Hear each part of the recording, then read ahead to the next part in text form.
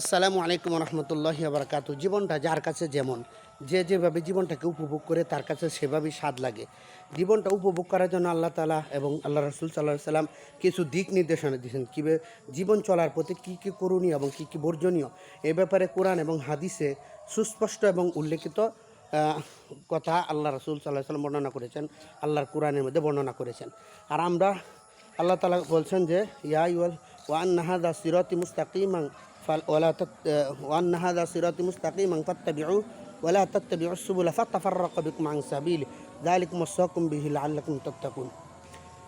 আল্লাহ তাআলা বলতেছেন যে এই রাস্তাই হচ্ছে সঠিক সরল পথ, এই পথই হচ্ছে সত্যের পথ।